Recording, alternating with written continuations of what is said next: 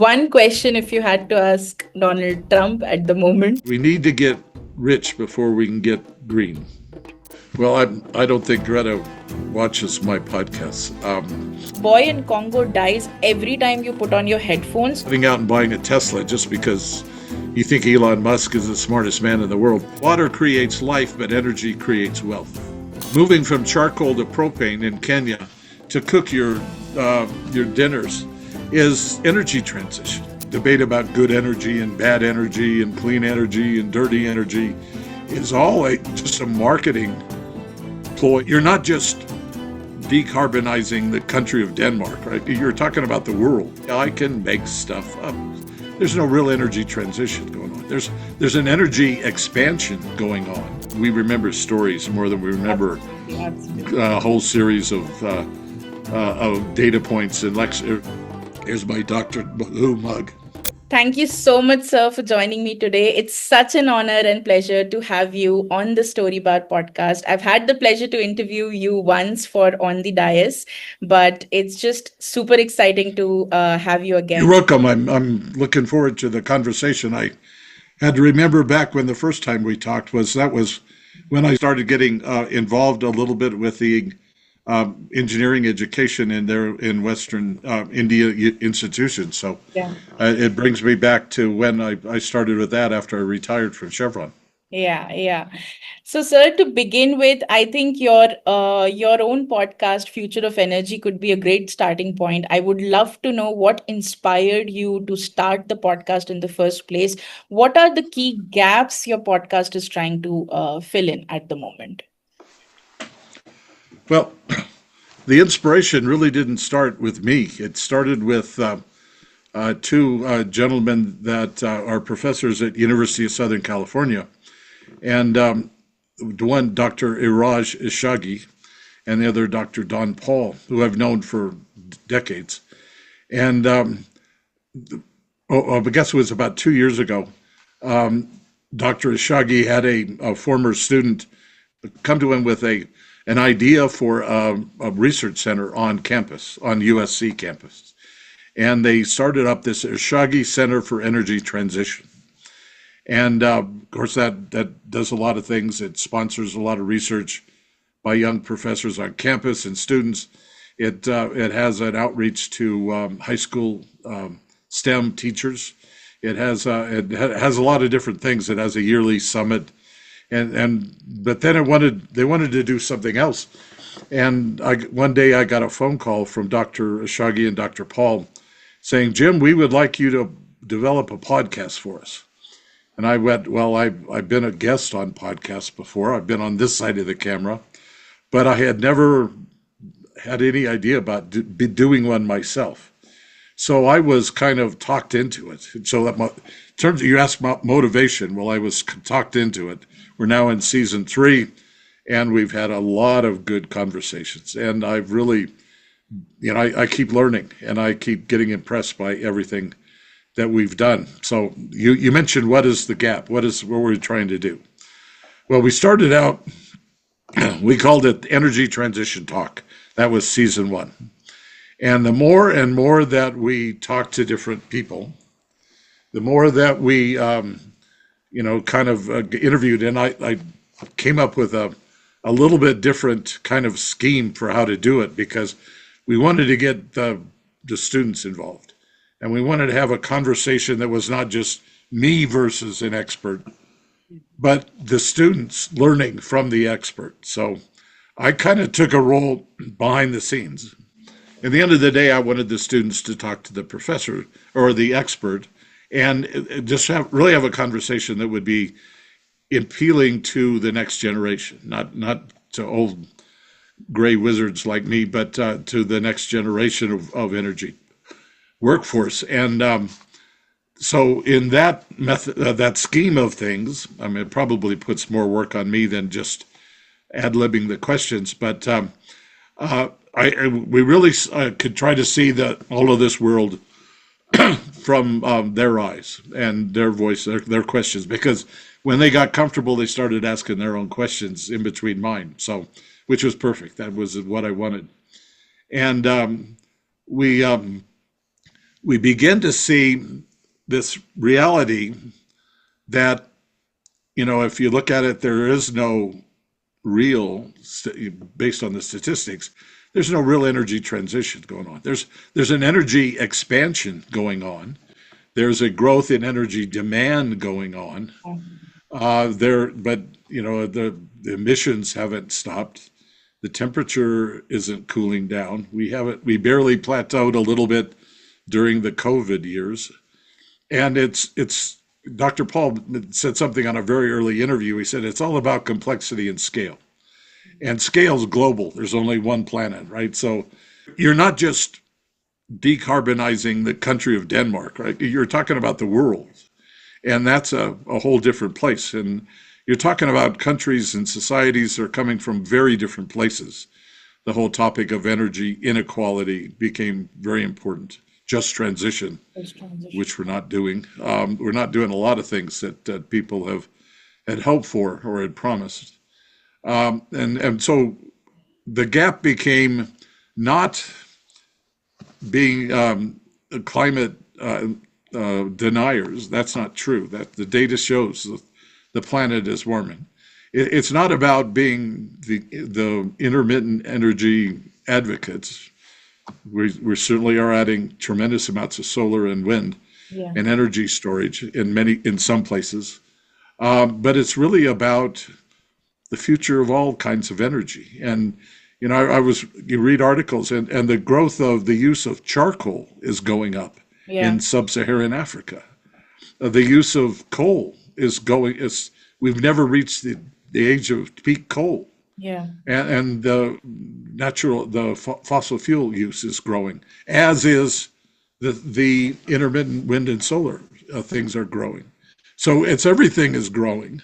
Yeah. And and the real thing, the debate about good energy and bad energy and clean energy and dirty energy is all just a marketing ploy, in my opinion, that's leading us to the wrong questions. Yeah. Because there's no such thing as good energy or bad energy. Every source of energy has pros and cons. Yeah. And, as we talked about, if you want to talk about, intermittent energy, you need a battery. If you need battery, you need some of these critical minerals.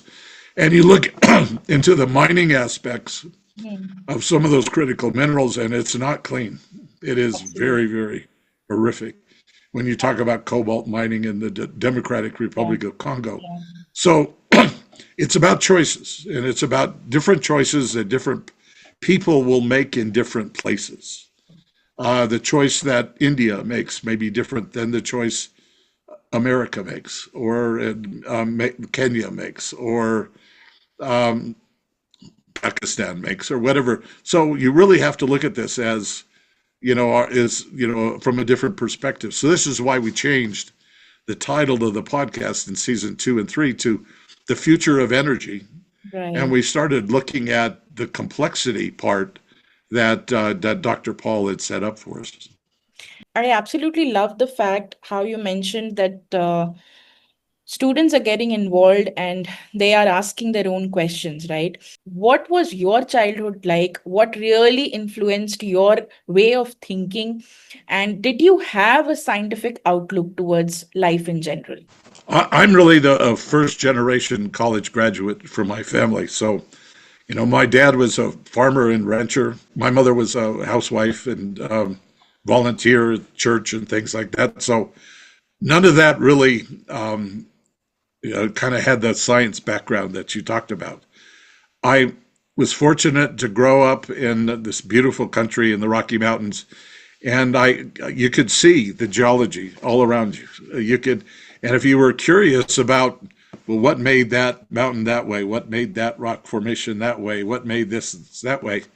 That's what got me, I guess, early days of the curiosity came from the more earth science side of things. I was pretty decent at math and science, so that kind of added the other engineering part. So, but it all really didn't come together till university at Colorado School of Mines, when you could start to put all this stuff together, and it wasn't easy. I mean, there's a lot. Yeah. to try to stuff into your brain to make sense of all of these things. But I guess the sense of curiosity about what's the story about all this stuff. So when I came back and had this great chance to teach for 5 years at the School of Mines, I was to tell my students I was a so-so lecturer, but I was a pretty good storyteller. And that's what I tried to do. And maybe that's not the best class you'd ever take, but I tried to tell stories about the topics that I thought were important. That's what drove me into science and technology. When there was no, I didn't have an uncle or a dad or a close friend or anything like that that was somebody that I aspired to be. I kind of made it up as I went along. According to you, who is a good teacher or a professor? You being yourself in this spot, and you have also mentioned in one of your articles that you never felt that you have been a real professor. Why do you say that? Well, I mean, to me, I guess I learned how to be a good professor from some of those that weren't so good.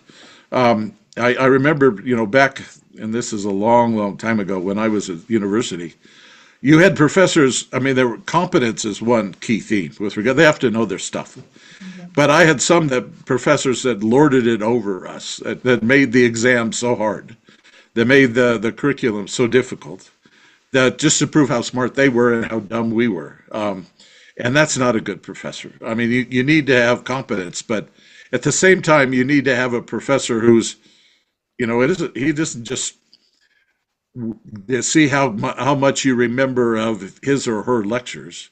Back in my day, it was mostly his lectures. It was how much you learned and how much it kind of came together. So a good professor also has to have the empathy for the students to figure out where they are and what interests them and what they're struggling with regard to that. So that idea of teaching for the students. I think a lot of education today has switched around. It isn't for the professor, it is for the students, which is a really good change.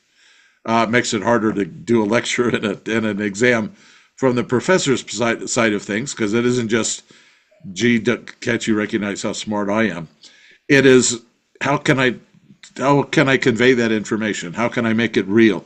How can I give you, as a student, a foundation that you learn new things even more than I? It isn't matching my level, it's exceeding my level eventually, when you go through all the rest of that and have different perspectives on things. So this idea of listening and building up the students' success, I think that's what makes a good professor.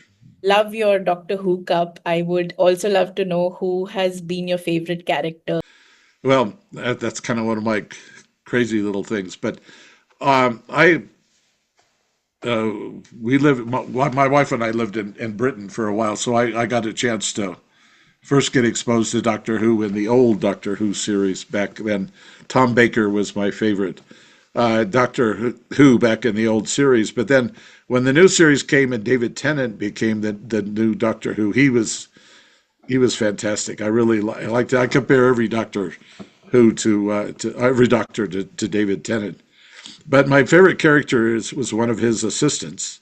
It was the character was Rose Tyler, and the actress was Billie Piper, and her raw role she was on for several years, so you got a chance to get to know her as in the character role. But boy, I can't say this, but I fell in love with Rose Tyler. How sweet. Who is your favorite author? What kind of books you enjoy reading? Mostly science fiction writers that I enjoy. I've finished reading a couple of really big books by Peter Hamilton recently with regard to that. But there's the author of Necromancer, and he's a Canadian writer. I forgot his name right now, but that genre, probably that author I like more than others, and I've read half a dozen of his books with regard to that, and the this idea of going into the future, incorporate, taking technology and moving it to the next level, or where it might be, where something's an experiment today, it's a part of life, in the next generation, but yet still deal with today's societal problems. And find out that technology doesn't always solve everything, right? So you have the human issues and of, bias and racial issues and, gender issues and things like that. Yet, how does the technology deal with it? And so there's still a human soul Yeah. into all of the robots that go into some of these sort of stories. And now with AI, I mean, there's a whole fantastic new idea of now. I mean, the AI isn't a tool anymore. Yeah. It's a co-worker. Absolutely. And just reading some of these things recently in China, there's a website that you can go on and you can make a girlfriend or a boyfriend, an AI from from the website, and there's a lot of these young men and women have a better relationship with their fake girlfriend than they do with their real people around them, and that kind of idea of AI, almost becoming another being that we're dealing with. I mean, it kind of takes it off into some crazy kind of directions, but I think Yeah. that's a problem that we're going to have to deal with. Is that what role does AI play for us? It's going to do a lot of things for us, and it's amazing. There's no doubt about about all its capabilities. But how far are we going to let it go in terms of thinking for us? AI in the oil and gas industry in 2025 and beyond, how are you looking at that part of the story? Well, I mean, I tend to see it in terms of a trend rather than something brand new. And right, if you go back to my career in the digital oil field, Yeah. this goes, it's not new. It's one of these immediate overnight sensations that started 20 years ago. Yeah. And it started with automation and its process controls. And then it started with gathering more data and creating better analytical tools. And it's now evolved into something that's even more capable, right? So, but the oil industry is still doing some of the same old stuff with it, like predictive maintenance on critical equipment. It's doing things on optimization of workflows and production. It's doing things like better understanding of subsurface reservoir models. All those things are the hot topics, but they're not new. I mean, Yeah. Yeah. we just got better models from things 20 years ago. Unfortunately, one thing I think with it is that we now think we can get by with better algorithms and poorer data. And I think it's always based on important on good data, and the industry doesn't invest in data management near enough. And so that every once in a while will catch you. These powerful AI, artificial neural nets, and the machine learning sort of parts of it, they tend to come up with answers even if there isn't data to solve them. They're tremendously powerful correlation engines. So they will find a correlation.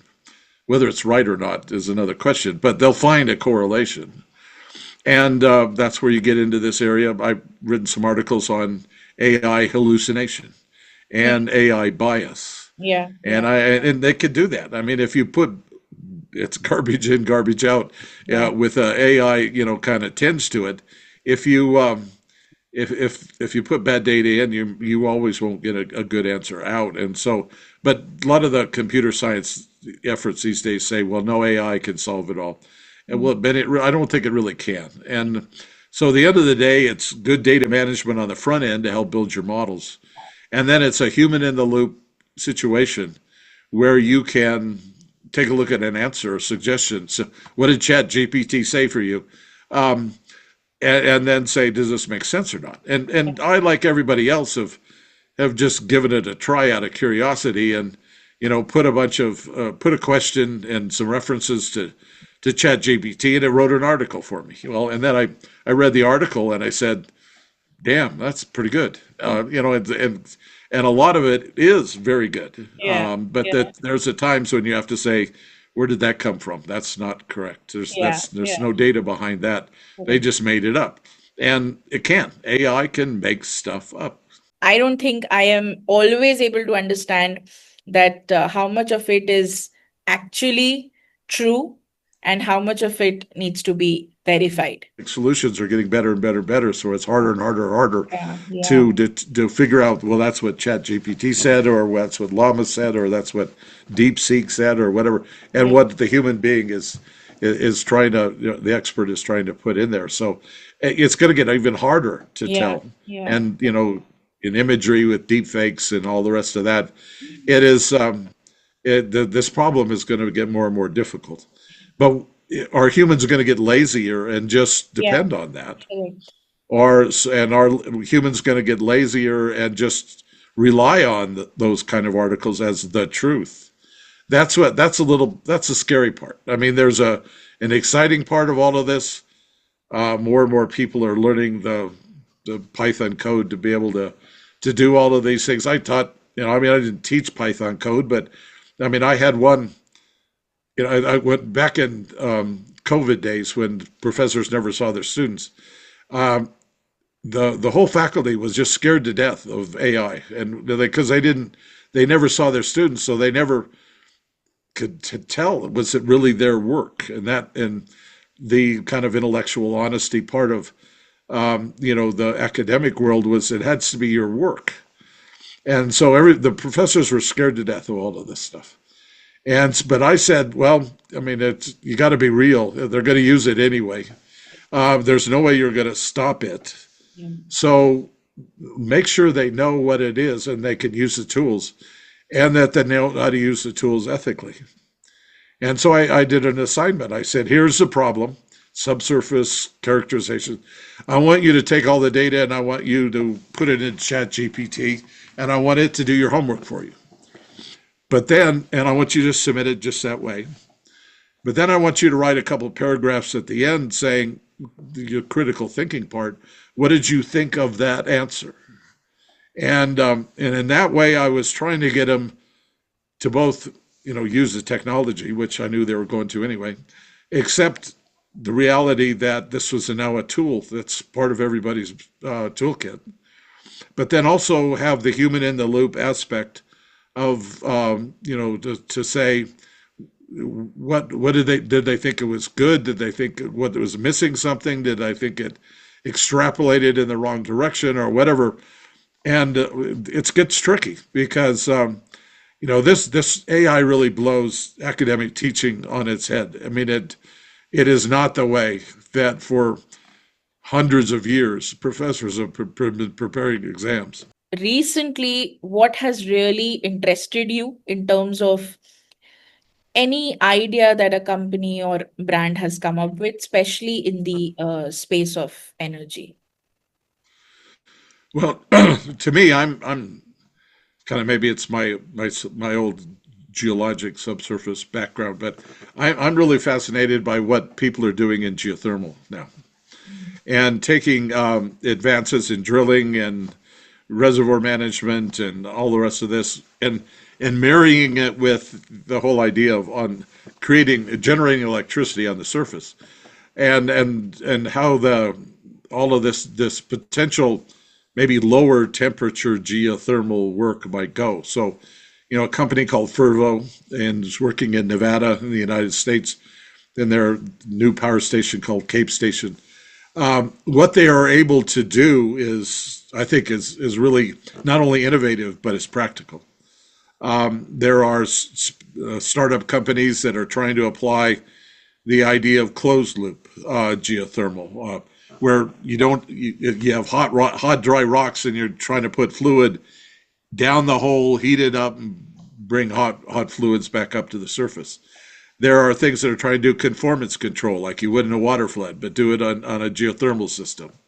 There are people trying to build better electronics and drill bits so you can drill in rock that's 200 degrees C and not melt everything.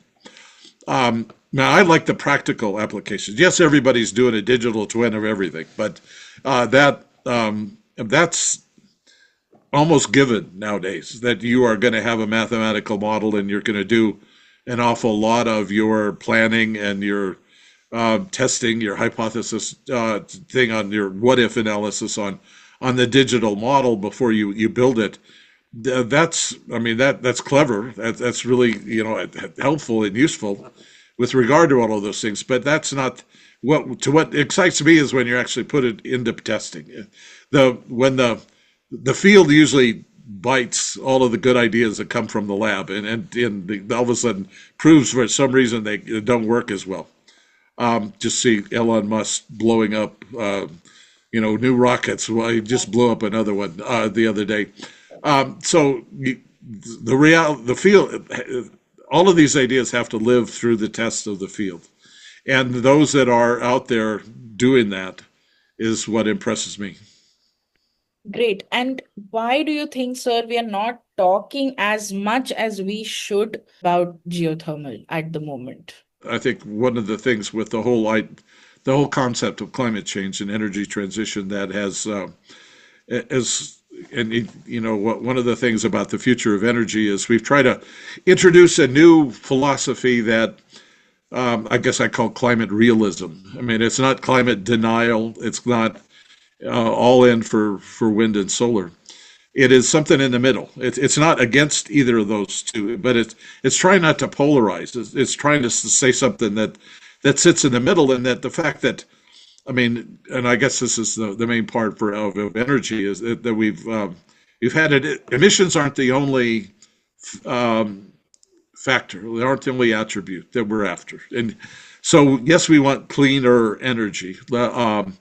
Yes, we want that, but it has to be affordable.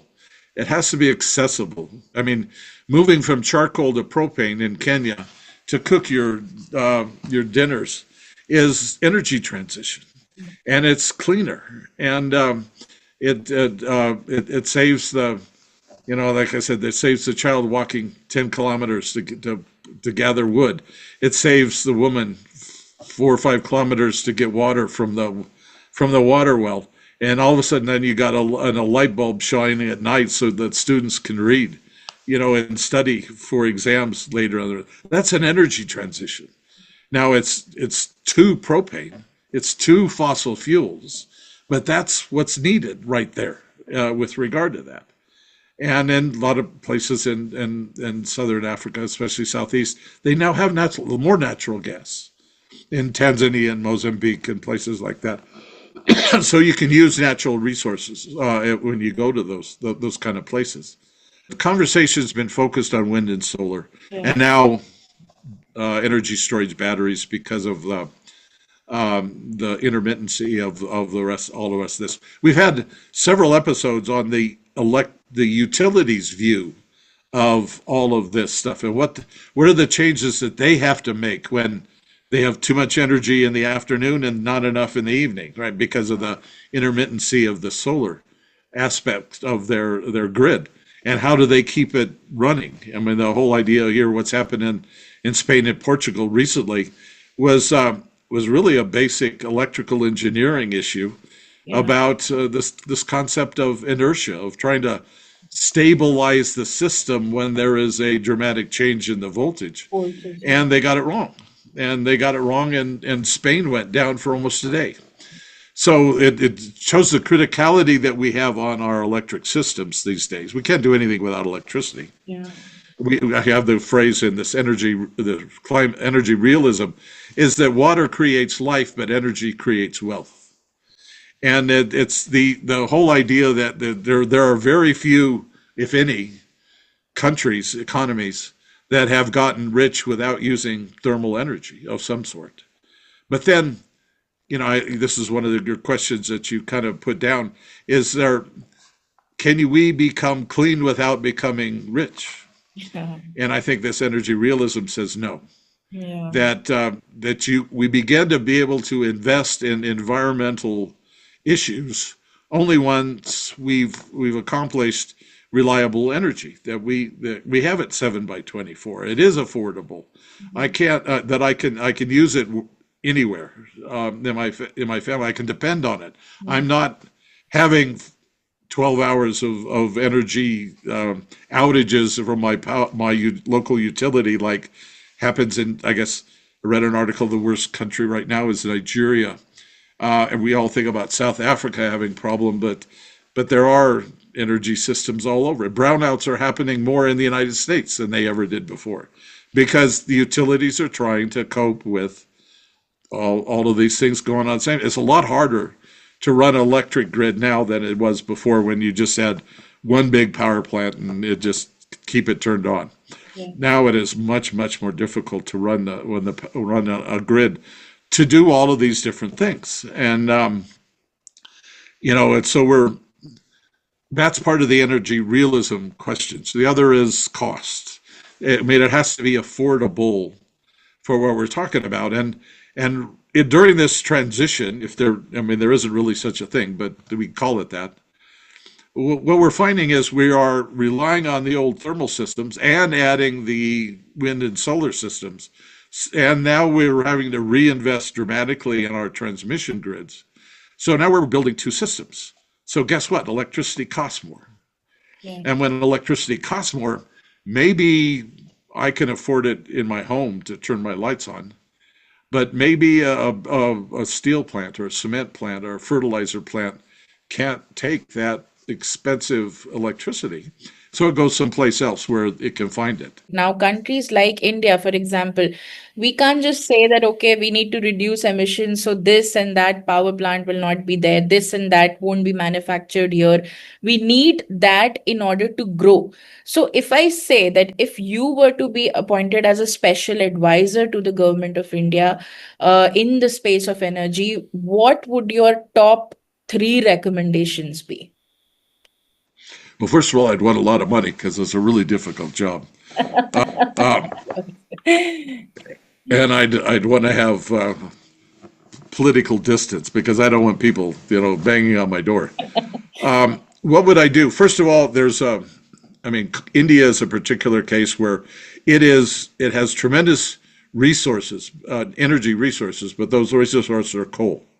Particularly in the eastern part of the country, is massive coal resources.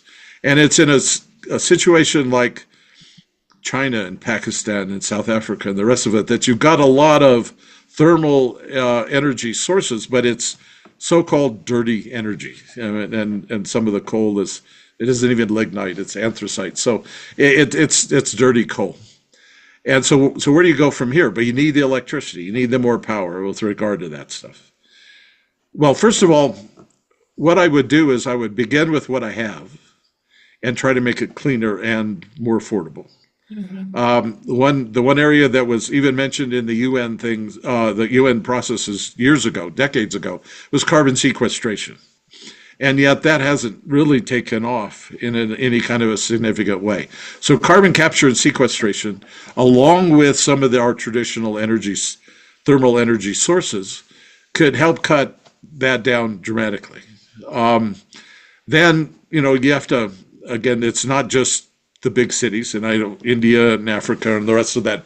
You have this tremendous urbanization, and these mega cities are growing up where you don't just have a couple million people, you have 20 million people that are living in that, and people who come from the rural surroundings, and they've gone to the mega cities that are growing up largely in India and Africa and Southeast Asia.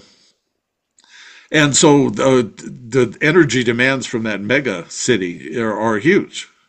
And you need to improve the transmission. So one, carbon capture and sequestration. Two, focus on transmission. Three, focus on all of the above portfolio. So where you can use what makes sense, economic sense, as well as engineering sense.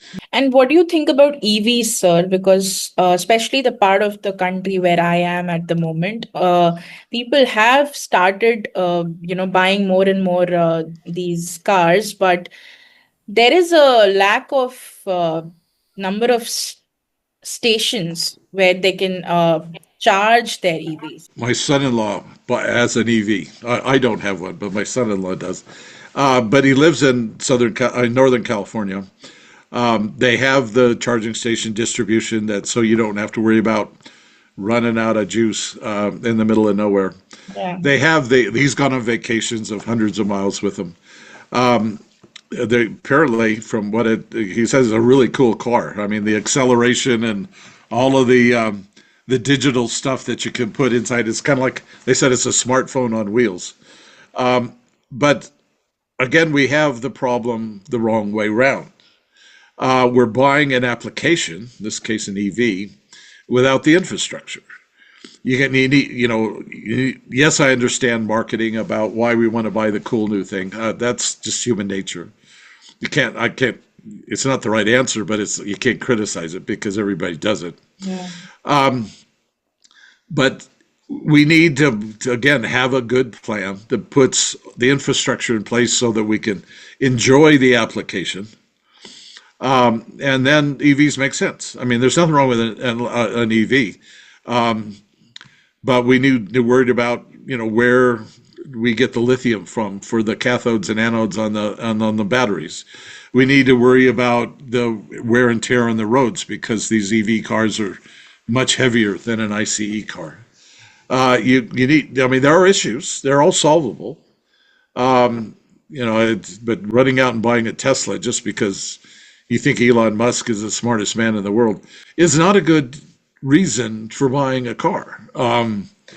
If you want to solve the energy problem in transportation, you need to worry about trains, and you need to worry about buses, and you need to worry about trucks and ships. On our podcast, we've had a couple, Dr. Bea Spiller and Dr. Giuliano from USC. We've had some people that talk about the bigger issues, and it's not buying EVs, it's reimagining mobility is what their words were. Right. What do you have to say about climate activism, sir? How far or close are your thoughts when we look at Greta, for example? Well, I don't think Greta watches my podcasts, and our thoughts are very different. Like I said, climate realism versus climate activism. Yeah. But I don't want to be super critical because it's become such an emotional issue. Yeah. For people. And yes, there's challenges, huge challenges on many marginal populations and different things around that. We should, because of where we're going, we should be spending more money on climate mitigation as well. The sea level rises, the changes in temperature, et cetera.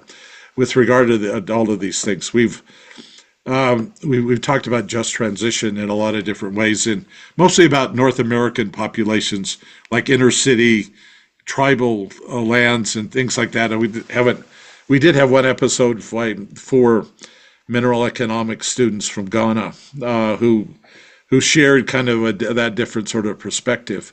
I don't want to criticize, particularly someone who, and there is a role in all of our political society for those who champion issues, important issues, from a purely emotional perspective.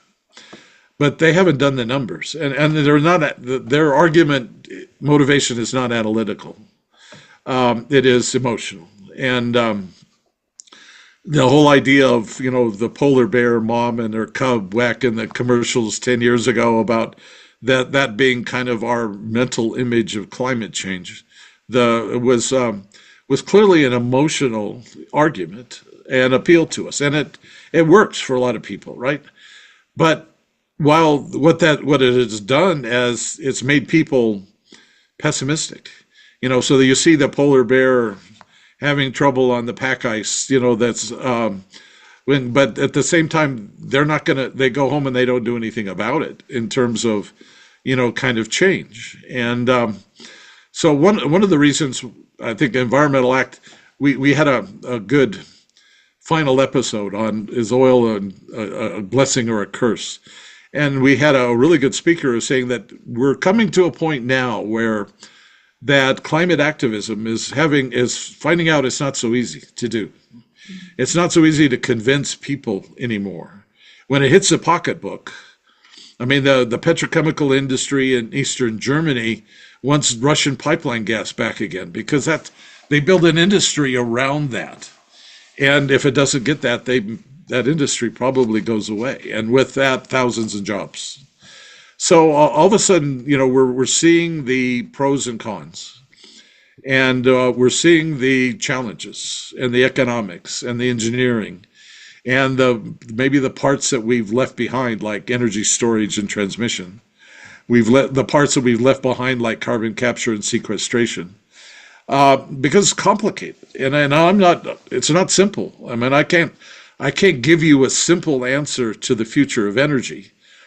I can give you 33 parts of it because that's how many episodes we published, and I've got 13 more to get out there. It is complicated, and a lot of people don't like complicated arguments, and you have a hard time in the media to tell a complicated argument in 30 seconds that you get on the media. So it's a story. It's a long story. If you like 10-page stories, and this book I read from Peter Hamilton was 1,008 pages. The Future of Energy is one of those novels that's 1,008 pages. It's not a short, easy answer. And we're now getting to the point in the whole climate transition that we're figuring out it's not an easy answer. And we're having to go back and say, well, maybe the answer in Gothenburg, Sweden, where she's from, isn't the answer in Nairobi, Kenya. It isn't the answer in the eastern part of India. It's not the answer in Pakistan. I mean, so we've got to think about all of the different elements of this stuff. And there was an interesting article by you. A boy in Congo dies every time you put on your headphones. It just broke my heart when I read that headline. It just hit me that hard. I would like you to help us make sense of that narrative, sir. Well, it broke my heart too. I mean, and that quote didn't come from me. It came from a book I read called Cobalt Red. And it's by an Indian African author that spent years researching the state of artisanal mining in it's called the southeastern part of Democratic Republic of Congo, where there is this huge copper belt mining district that has a lot of cobalt in with the mineral deposits. And it talked about the state of mining in that area, and it's pretty brutal with regard to the impact on the community around it. And there was a quote the quote comes from the book. The quote is actually, for every time we charge our cell phones, a child dies in the Congo, was the exact quote. And it did talk about the just horrific conditions of families, whole families, and including children, who were involved in this called artisanal mining for the cobalt. Cobalt does tend to come in nodules, and sometimes it's hard to do like strip mining for. You can do it for copper because copper's kind of more evenly distributed. Cobalt's not. So they have human beings that are kind of help pick the high grade, the ore, and put them into the system. But those safety conditions there are just ignored.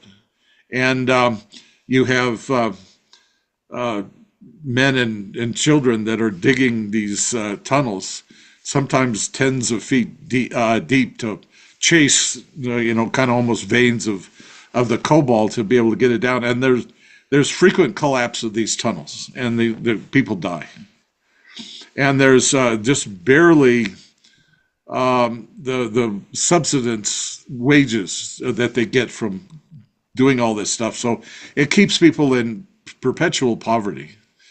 And yet there are companies, some of them Chinese, some of them, African, some of them even European, that kind of look the other way. I guess you had the worst thing you could say about it.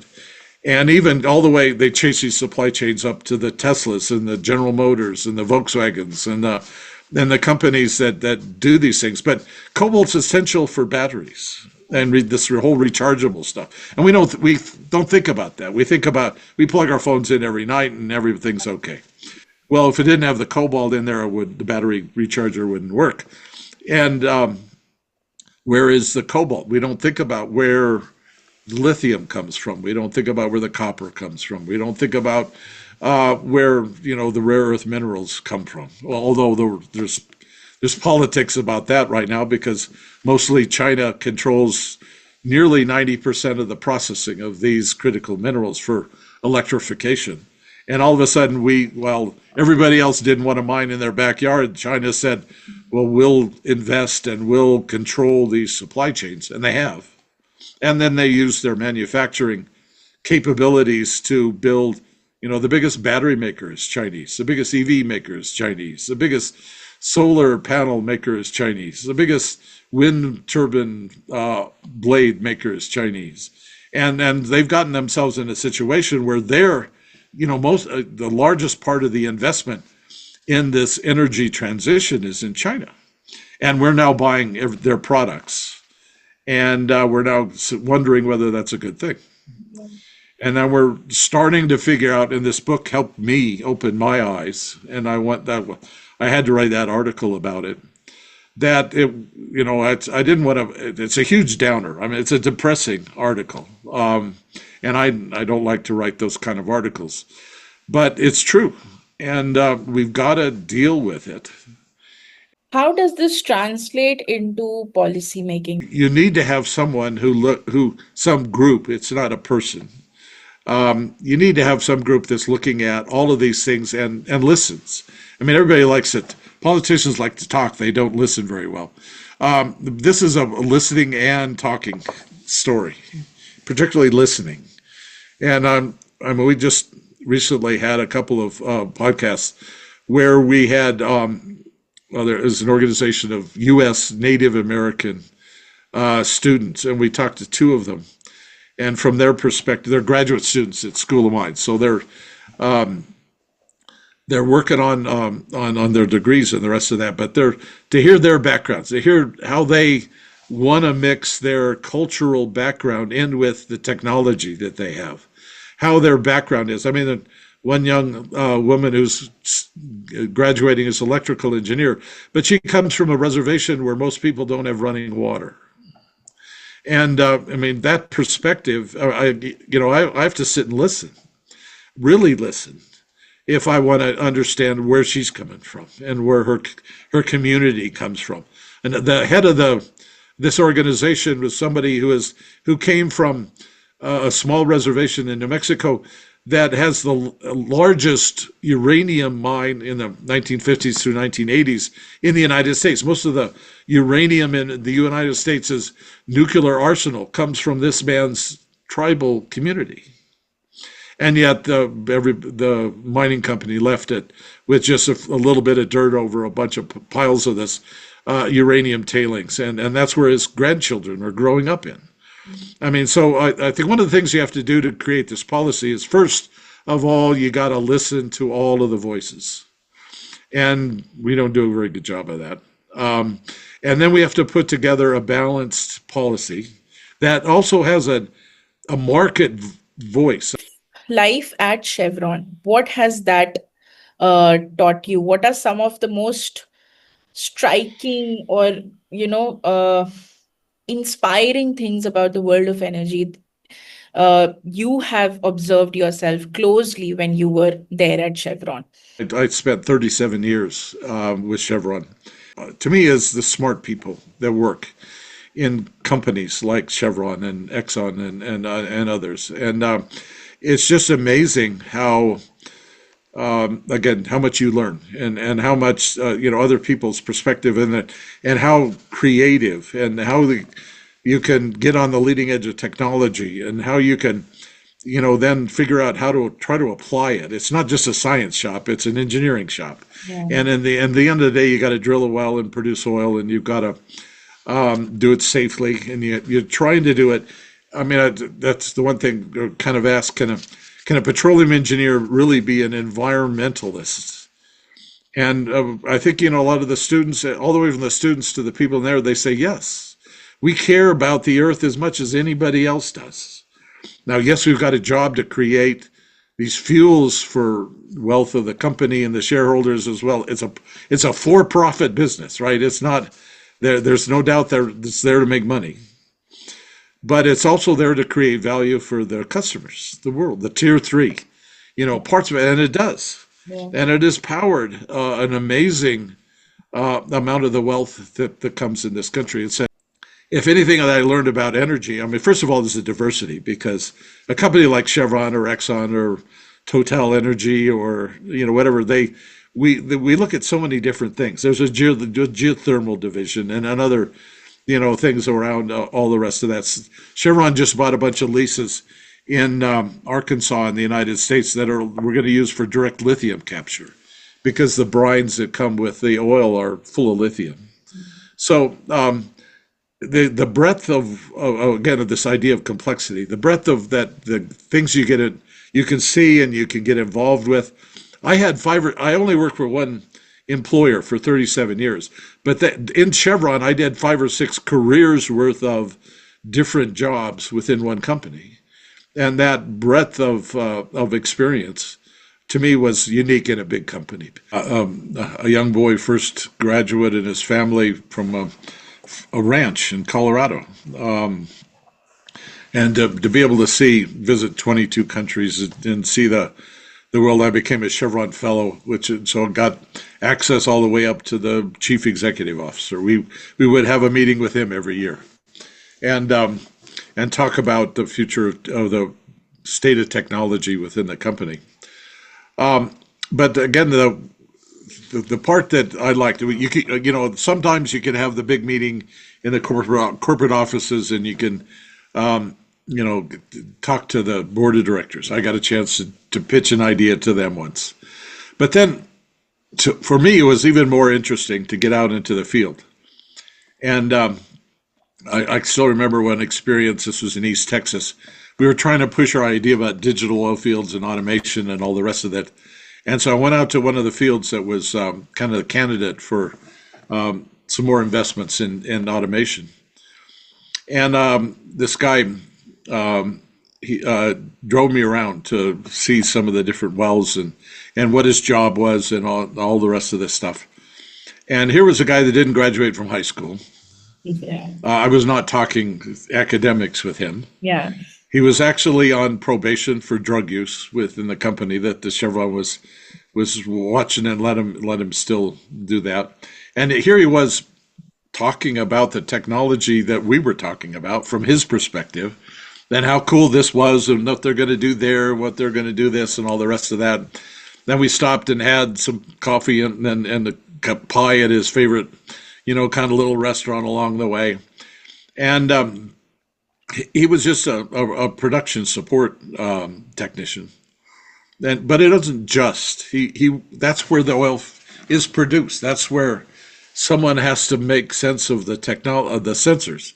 Someone has to make sense of the data and do something with the data. And what I loved was just the different perspectives. It's one thing to again do it on paper. It's another thing that when a valve breaks and you're in North Dakota and it's in January and the temperatures are, below freezing Fahrenheit, and there's wind and there's snow, and you got to get up out of bed and you got to go fix the pump that's the rest of that. That's the field reality, and that's not like a lab. And and to see that cycle all the way from the wellhead to the corporate offices. That's what a career in Chevron can do for you, or any large energy sort of company. And that I found that fascinating, and that really made a big difference on my career. So far in your journey, how would you say your family has helped you be the great, amazing professional you are? Mostly by ignoring me and letting me get on with it. That's I have to confess, my 2 daughters really don't have a clue what I do, and while they have supported me, they have been great around me and let me do all these different things. Here I am, 70 plus years old, and I'm still trying to be a college professor. They've let me do it, but they've never without the detailed understanding. one of them became a biologist, one of them became kind of a sports physiologist, and Dad's in his office with his rocks, and they just kind of tolerate me, and I think that being tolerating me is what's helped.